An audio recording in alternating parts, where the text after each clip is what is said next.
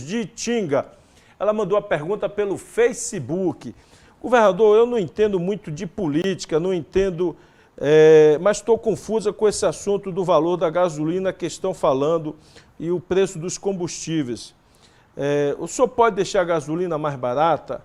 Como fazer? Eu digo, Selma, de fato o povo não precisa entender como é que se forma, ser especialista, como se formam os preços dos produtos. Ainda mais quando você tem um presidente incapaz, incompetente, que cria essa confusão e essa desinformação no país inteiro. Então as pessoas não têm a obrigação de ser especialista, mas eu vou tentar lhe explicar. Em primeiro lugar, só para a gente fazer a pergunta, o Brasil produz mais petróleo do que consome ou produz menos petróleo do que consome? O Brasil produz muito mais petróleo do que o que ele consome hoje no Brasil. Então sobra petróleo? Sobra. Mas por que o Brasil então exporta esse petróleo ao invés de produzir aqui? Porque o Brasil não investiu nos últimos anos para que as refinarias brasileiras pudessem transformar em gasolina, em óleo diesel, em gás de cozinha, o petróleo extraído no pré-sal. Então, há muitos anos, a Petrobras vem operando suas refinarias a 50%, a 60% da capacidade. A refinaria da Bahia, por exemplo, foi vendida pela Petrobras. Hoje é uma empresa privada que administra. Mas até a Petrobras administrar, ela operava com 50% da capacidade. Ou seja, operava produzindo menos gasolina do que poderia produzir. Você não acha incoerente? Se o preço está alto, você tem que aumentar a produção para, com a quantidade maior, o preço cair. Então, o Brasil o que é que faz hoje? Exporta o petróleo para o exterior, o petróleo é transformado em gasolina lá no exterior, em óleo diesel, e o Brasil importa em dólar. Então, a gasolina passou a sofrer uma forte oscilação em relação ao dólar. O dólar subiu, a gasolina sobe. E isso agravado pela estrutura no Brasil, que é uma estrutura extremamente oligopolizada, ou seja, tem poucos comerciantes, tem pouquíssimos distribuidores de gasolina. Os postos de gasolina, em geral, nas cidades, nas regiões, pertencem a poucas pessoas, que historicamente se sentam numa sala e combinam qual o preço que vão praticar. Então, isso chama-se uma estrutura de oligopólio, onde poucos impõem o preço que a sociedade vai pagar. É assim que funciona. O ICMS é que determina o preço. Deixa eu pegar o exemplo do gás para você entender, do gás de cozinha. Na época do governo Lula, quanto custava o gás de cozinha? R$30? Tá, R$30, não era isso que custava o gás de cozinha na época do Lula?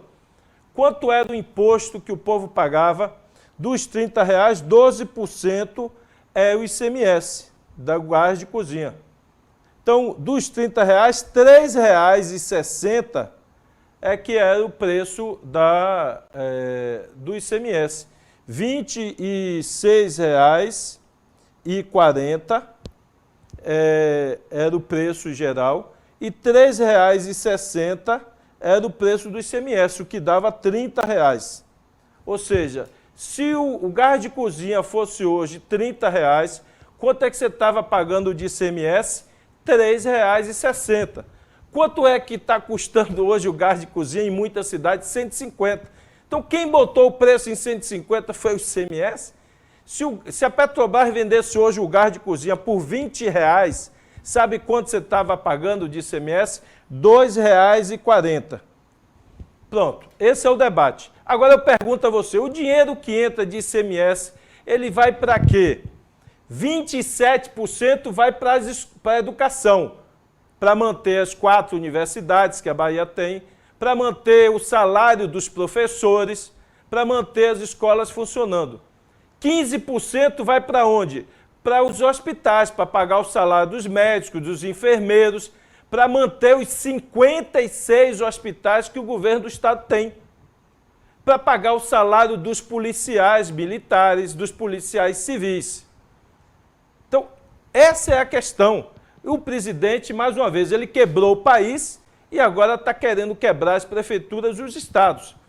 Porque 70%, ouça o que eu vou lhe dizer, 70% dos impostos, de todos os impostos que o Brasil, que você paga, somando tudo que você paga, imposto de renda, todos os impostos, IPTU, tudo, somando tudo, o governo federal fica com 70% de todo o imposto que o brasileiro paga. 30% é dividido para estados e municípios, são 5 mil e tantos municípios e 27 estados. Agora eu lhe pergunto, quem é que mantém a saúde pública? É o governo federal ou são os estados e municípios? Quem mantém a educação? É o governo federal ou é o estado e municípios? Quem mantém os hospitais funcionando? É o governo federal ou são os estados e municípios? Então, é bom ficar claro para a gente não cair em engodo. E está mais do que provado. A Dilma, inclusive, no governo dela, ela tentou desonerar alguns produtos, acreditando que isso o consumidor ia pagar mais barato. O que é que aconteceu? O proprietário, os empresários se apropriaram dessa margem. Então, se a gente